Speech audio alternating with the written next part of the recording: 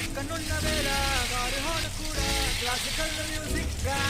ఈ మండు టెండ కూడా ఏసీ జల్లుకుంది నవ్వులోని మ్యాజిక్ గా టాక్సీ హైర్ చేసి నువ్వు బేరమాడుకుంటే చూసుకుంది బేసిక్ గా బ్రేక్స్ వేసినప్పుడల్లా నీ బుక్క నన్ను తాకి సారీ చెప్పినట్టుగా నువ్వున్న కిటికీ ఏవైపు వెతికి వాట్సాప్ చేస్తావా మా పుల్ని